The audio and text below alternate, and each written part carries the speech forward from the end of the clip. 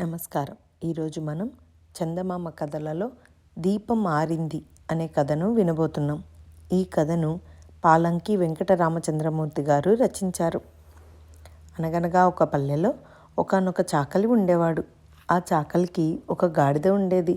ఒకనాడు వాడు ఉతికి ఆరబెట్టిన బట్టలన్నీ 2 మూటలుగా కట్టి అటొకటి ఇటొకటి గాడిద పైన వేసుకొని కూని రాగాలు తీసుకుంటూ చీకటి పడ్డాక పల్లెకు తిరిగి వస్తున్నాడు.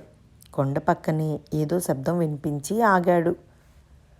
ఆ శబ్దం వచ్చిన దిక్కుకు వెళ్ళాడు చాకలి. చూడగా అతడు గుండె నొప్పితో అమిత బాధపడుతున్న ఒక పరదేశి.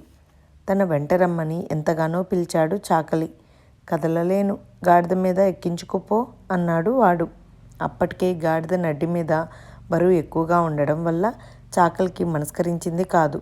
కానీ ఆ దిక్కుమాలిన వాడిని ఆ రాత్రివేళ వదిలేసి వెళ్ళటానికి మనసొప్పింది కాదు. అందుచేత మూటలు తీసి మూపున పెట్టుకొని ఆ పరదేశిని గాడిద మీద ఎక్కించుకొని ఎలాగో వాడు తన గుడిసెకు చేరుకున్నాడు. చాకలి పెళ్ళాం మంచిదే కానీ కొంచెం గయ్యాలి. పరదేశిని వాడు మెల్లిగా దింపి ఇంట్లోకి తీసుకువస్తుండగా చూసి, వీడినొక్కని తెచ్చావు నా నెత్తి మీదకు అని కోపగించింది. సంగతి సందర్భాలు మెల్లిగా చెప్పాడు చాకలి. పరదేశి గుండె బాధ క్రమంగా ఎక్కువైంది. అర్ధరాత్రి అయ్యేసరికి అతడు చాకలిని లేపి, తమ్ముడు, ఇంకనే బ్రతకను.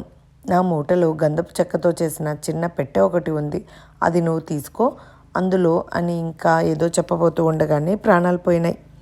చాకలి లేచింది. అనుకున్నంత అయింది. వీడు వచ్చి మన ఇంట చచ్చాడే, వీడిని తీసుకొచ్చి డబ్బు కోసం చంపేశామని అనుకోదు లోకం అంటూ అనేక విధాలా విచారించింది. చాకలికి ఏమీ పాలు పోలేదు. అటైతే ఇతగాడి సంగతి ఎవరికి తెలవకుండానే ఈ శవాన్ని తీసుకుపోయి పాతిపెట్టి చక్కా వస్తాను అని ఆ పీనుగను గాడిద మీద ఎక్కించుకొని శ్మశానానికి వెళ్ళాడన్న మాటే కానీ వాడిని ఎవరో వెంబడిస్తున్న సంగతి గమనించనే లేదు. వాడు చాకలి ఎదురింట్లో ఉండే మంగలే. శవాన్ని పాతిపెట్టేసి ఇంటికి తిరిగి వచ్చి నిశ్చింతగా నిద్రపోయాడు చాకలి. కానీ చాకలిని వెంబడించిన మంగళవాడికి మాత్రం కంటి మీద కొనుక్కోలేకపోయింది. ఇరుగు పొరుగిళ్లలో ఏం జరిగేది కనిపెడుతూ ఉండడమే వాడి పని. ఇప్పుడు వాడు పరదేశిని గాడిద మీద చాకలి ఎలా ఎక్కించుకొచ్చింది, ఆ తర్వాత ఏం జరిగింది అంతా పెద్ద కాపు వద్దకు పోయి ఏకరు పెట్టాడు. పెద్ద కాపు వెంటనే చాకలిని రప్పించి, ఏమిరా అబ్బాయి, నువ్వు దోచుకున్న ధనమంతా సరిగా మాకు అప్పగిస్తావా లేదా అని బెదిరించాడు. అందుకు చాకలి, బాబు, ఒట్టు పెట్టుకు చెప్తున్నాను, ఆ పరదేశి వద్ద చిల్లి కానీ కూడా లేదు. చిన్న పెట్టె మాత్రం ఒకటి ఉన్నది వాడి మూటలో అన్నాడు.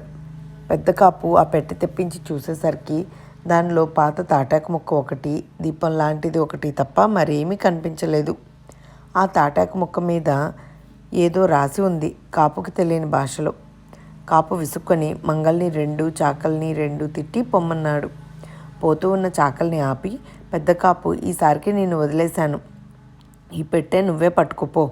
కానీ నాకు ఈ శ్రమ అంతా కలుగజేసినందుకు గాను నీ గాడిదను తెచ్చి మా పెరట్లో కట్టివేయి, నీకిదే శిక్ష అని చెప్పి పంపించేశాడు. ఉపకారానికి పోయి నా గాడిదనే పోగొట్టుకున్నానే అని చాకలి విచారించాడు. ఆ విచారంలో పొయ్యిలోకి ఏమీ లేదని కొనుక్కుంటున్న పెళ్ళానికి ఆ గంధపు చెక్క పెట్టె ఇచ్చి, ఇది తీసుకొని నిప్పురాజై అన్నాడు విసుక్కుంటూ.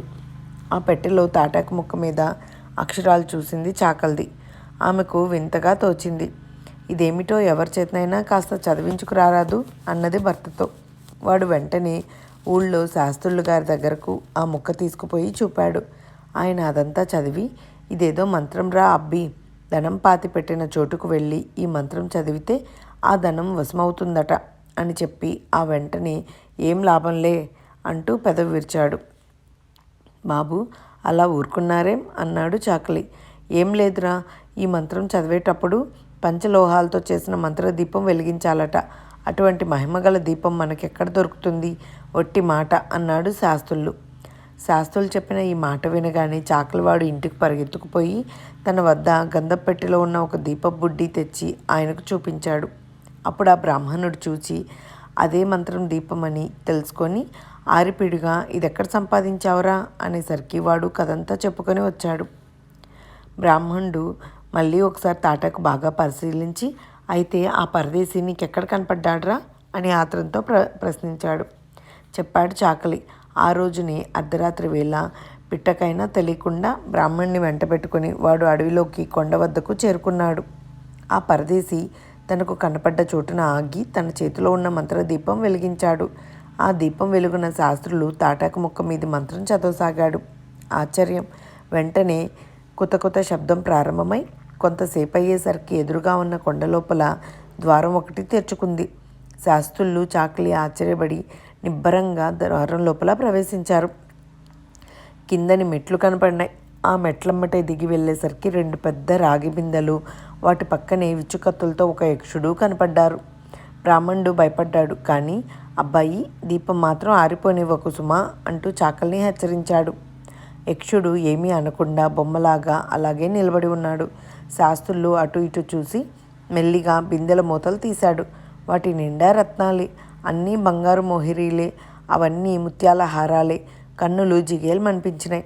అంగవస్త్రంలో పట్టినన్ని శాస్త్రులు మూట కట్టాడు. ఒడి పట్టినన్ని చాకలివాడు కట్టాడు. తర్వాత ఇద్దరు యువతలకు వచ్చేసి దీపం ఆరిపేశారు. దీపం ఆరిపోవటంతో కొండ ద్వారం మూసుకుపోయింది. దారిలో బ్రాహ్మణుడు, అబ్బి, ఈ రహస్యం నీ భార్యకైనా సరే తెలియనివ్వకు సుమా అని చెప్పి ఇంటికి వెళ్ళిపోయాడు. చాకలివాడు తన గుడిసెలో ప్రవేశించేసరికి పెళ్ళాం లేచి, అర్ధరాత్రి వేళ ఊరంతా తిరిగి వచ్చావటయ్యా అని పారాయణ మొదలుపెట్టింది. అప్పుడు వాడు, గొడవ చేయకు, ఊరికే వెళ్ళాను అనుకున్నావా, చూసుకో అంటూ ఒక ముత్యాల హారం తీసి పెళ్ళాం ఒడిలోకి విసిరాడు. ఆమె బ్రహ్మానందం పొంది ఇది ఎక్కడితో చెప్పమంటూ వేపుకు తిన్నది. అందుకు చాకలి, ఎక్కడా అనబోకు సుమా అంటూ గుట్టు అంతా వెల్లడి చేశాడు. ఆమె ఎవరితోటి అనలేదు. కానీ మంగళ పెళ్ళాంతో మాత్రం, చూసావటే ఈ హారం అంటూ చూపించింది. ఇంకేముంది, మరుక్షణంలోనే మంగళ వెళ్ళి పెద్ద కాపు చెవిలో ఊదేశాడు. పెద్ద కాపు పని వాళ్ళని వెంట పెట్టుకువచ్చి చాకలి ఇల్లు సోదా చేసేసరికి బంగారు నాణాలు, ముత్యాల హారాలు దొరికిపోయినాయి. నువ్వు నిజంగానే ఆ పరదేశిని చంపేసే ఉండాలి, లేకపోతే ఇవన్నీ ఎక్కడివి నీకు అని గద్దించాడు పెద్ద కాపు. అందుకు చాకలి, ప్రభువులు కరుణించాలి, నేనెవరినీ చంపలేదు, జరిగిన సంగతి కావాలంటే శాస్త్రుల గారినే అడగండి అన్నాడు వణుకుతూ. దాంతో బ్రాహ్మణ్ణి కూడా లాక్కువచ్చారు. బ్రాహ్మణుడు గడుసువాడు కనుక మెల్లిగా, అయ్యా పెద్ద కాపు గారు, ఎందుకు వచ్చిన రవసాం, ఆ రాత్రి మిమ్మల్ని తీసుకువెడదాం రండి, మీకు కావలసినంత సంపద మీరు తెచ్చుకోవచ్చు అని చెప్పి సముదాయించాడు. పెద్ద కాపు ఒప్పుకొని ఆ రాత్రి వాళ్ళతో కూడా ప్రయాణమయ్యాడు. వాళ్లతో పాటు మంగళి వెంటబడ్డాడు.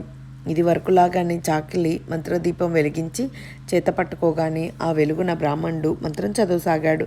అక్కడ యక్షుణ్ణి చూడగానే పెద్ద కాపు, మంగళి హడలిపోయారు. వీరిద్దరు పోయి సొమ్ము తీసుకురండి, ఎవళ్ళు రాకుండా మేము ఇక్కడ కాపలా ఉంటామన్నారు. అలవాటు పడ్డ బ్రాహ్మణుడు చాకలి గబామని లోపలికి పోయి నలుగురికి సరిపడ్డ నాణాలు, హారాలు మూట కట్టారు. ఈలోగా బయటనున్న మంగళి పెద్ద కాపుతో, బాబు, సొమ్ముతో బయటకు వచ్చాక తాటాకు కూడా మనమే లాగివేయాలి అని సలహా చెప్పాడు. అదే నేను అనుకుంటున్నాను, వీళ్ళ భర్తం పట్టడం ఎంతసేపులే, అంతా నా చేతిలో పని అన్నాడు అహంకారంతో పెద్ద కాపు. ఇంతలో బ్రాహ్మణుడు చాకలి బయటకు వచ్చి, ఇవిగో మీ వాటాలు అంటూ వాళ్ళు తెచ్చిన మూటల్లో కొన్ని తీసి ఇచ్చారు. అందులో లక్షల విలువగల మణులు, మాణిక్యాలు ఉన్న మంగళకి పెద్ద కాపుకి చాలదనే అనిపించింది. ఇంతేనా అక్కడ ఉంది అని అడిగాడు కాపు. ఇంతేమిటి అంతేమిటి, దీనికి 1000 రెట్లున్నది ఆ బ్రహ్మాండమైన బిందెలలో, అదంతా తేవటానికి ఎవరి వల్లనవుతుంది అన్నాడు బ్రాహ్మణుడు. తేలేకపోవడం ఏంటి, మేము తెస్తాం ఉండవయ్యా అంటూ పెద్ద కాపు మంగళని వెంట పెట్టుకుని వెళ్ళి పర్వత ద్వారం ప్రవేశించి ఈ మారు ధైర్యంతో మెట్లు దిగి వెళ్ళాడు.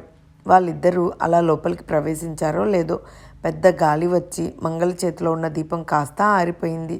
దీపం ఆరిపోవటంతో కొండ ద్వారం మూసుకుపోయింది. శాస్త్రులు ఆశ్చర్యపోయి చాకలితో, చూసావట్రా అబ్బి, వీళ్ళు అత్యాశకు పోతే ఏమైందో, ఇది మనకి ఒక గొప్ప పాఠమే అంటూ వాడిని వెంట పెట్టుకొని ఇల్లు చేరుకున్నారు. ఇంతటితో కథ సమాప్తం. మీకు ఈ కథ నచ్చినట్లయితే ప్లీజ్ లైక్ చేయండి, షేర్ చేయండి, మన ఛానల్ను సబ్స్క్రైబ్ చేసుకోండి. మీ విలువైన అభిప్రాయాలను కామెంట్స్ రూపంలో తెలియచేయండి. మరొక మంచి కథతో మళ్ళీ కలుద్దాం. Thank you.